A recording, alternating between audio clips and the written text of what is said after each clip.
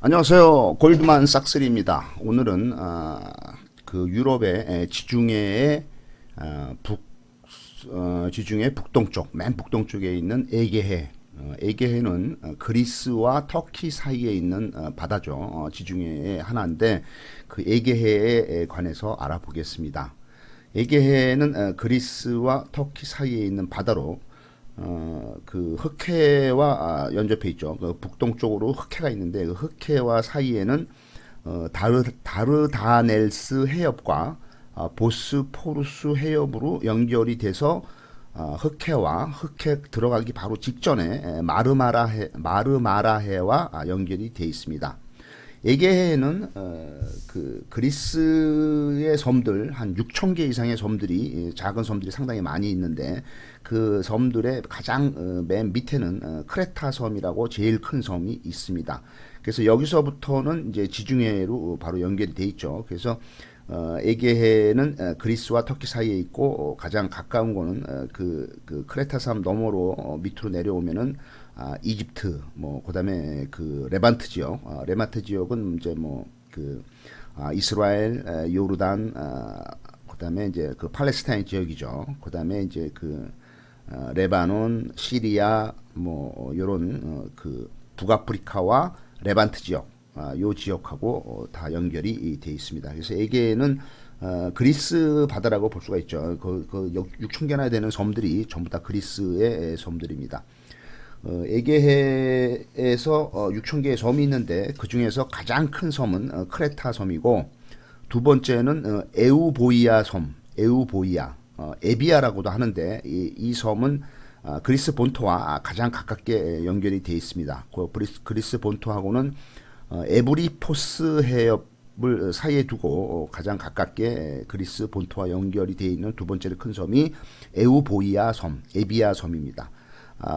이 섬은 두 번째로 큰 섬은 남북으로 길죠. 150km. 그다음에 동서로 50km. 그러니까 동서 길이 50km는 서울에서 뭐 평택간 그 정도 길이밖에 안 되기 때문에 좀 크지는 않은데 남북으로 150km니까 남북으로 150km 그러니까 서울에서 부산까지가 한 500km니까 그거에 뭐 한 3분의 1 정도의 크기 이 정도가 남북의 길이가 되겠습니다.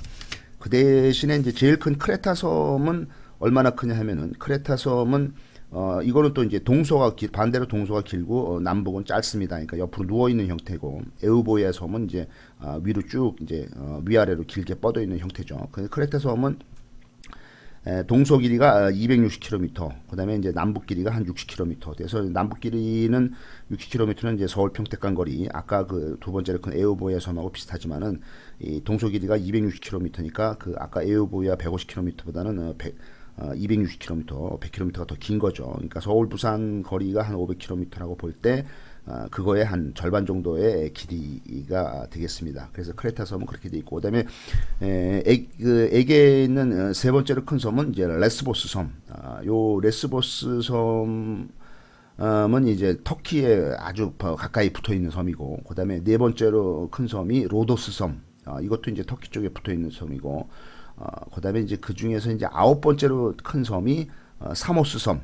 이것도 이제 터키 쪽에 붙어 있는 섬이고, 그다음에 이제 열 번째로 큰 섬이 낙소스 섬입니다. 낙소스 섬은 에게해의 한 가운데 있는 섬들이 상당히 많이 밀집한 그 카클라데스 제도라고 있어요. 카클라데스 제도 중에서 가장 큰 섬이 이 낙소스 섬입니다. 이 낙소스 섬이 열 번째로 큰데도 유명한 거는 페르시아 전쟁 때 그 페르시아의 뭐 다리우스라든가 다리우스 그 술탄 그다음에 이제 그다음에 이제 그 밑에 크세르크세스 요런 왕들이 그리스를 공격을 할 때 이 낙소스 섬에 일단 상륙을 해서 이 낙소스 섬을 거쳐서 이제 그리스 본토로 쳐들어온 게 있죠. 그래서 이 열 번째로 큰 낙소스 섬이 상당히 유명하고 첫 번째로 제일 큰 크레타 섬 같은 경우에는 그리스에서 그 이 에게에서 가장 큰 섬인데 지금 제일 중요한 관광지로 되어 있습니다.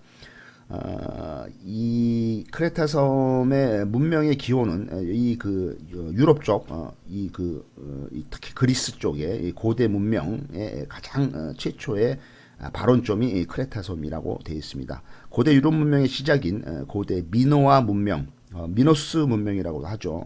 발원이 된 곳이 이 크레타 섬입니다. 그래서 크레타 섬은 이제 그 관광 유적들이 상당히 많은데 이 아주 그 1만 년 전에 그 고대 문명, 특히 그 미노스 문명 이거가 있는 게 크노소스 궁전이 있고 페스토스 유적, 그다음에 고르틴 유적, 뭐 이런 유적들이 있습니다.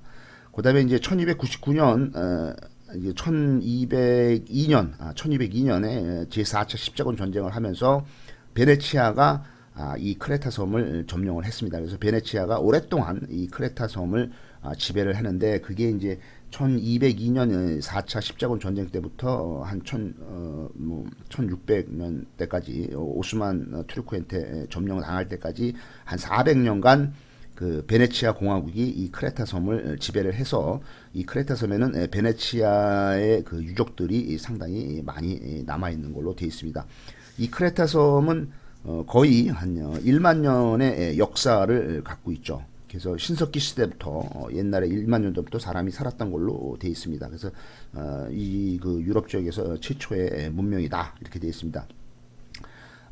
지금 이 그 크레타 섬은 인구가 한 60만 명 정도 되는데 여기에 그 산업은 농업과 목축업, 그다음에 관광업이 많이 발달돼 있고요. 그다음에 올리브 나무가 전체 그 토지의 4분의 1을 차지를 하고 있습니다. 가장 큰 산은 화이트 마운틴 산인데 배발 고도가 2,450m로 돼 있고 이 크레타 섬은 상당히 그 섬이 크기 때문에 큰 산맥이 3개가 있고 협곡도 상당히 많이 있습니다. 그래서 협곡이 있는데 그 중에서도 사마리아 협곡이 가장 긴 협곡이 있는데 길이는 16km나 됩니다. 상당히 긴 협곡이죠.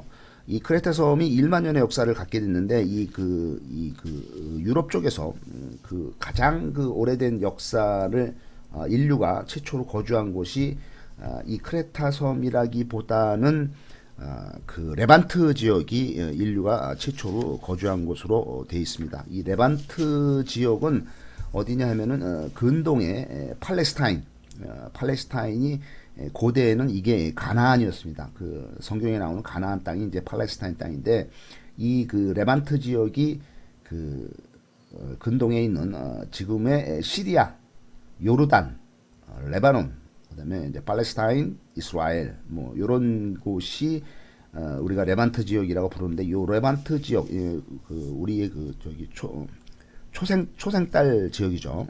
메소포타미아 문명이 발달된 이쪽에 여기가 이제 레반트 지역이 최초의 문명이 1만 년 전에 인간이 농경 목축을 하면서 시작이 됐고 이쪽에서 시작된 사람들이 그 지중해 바다를 건너서 가장 가까운 크레타 섬으로 들어가서 크레타 섬에서 그 미노스 문명, 미노아 문명 이거를 발달시키면서 가장 시작이 된 걸로 돼 있습니다.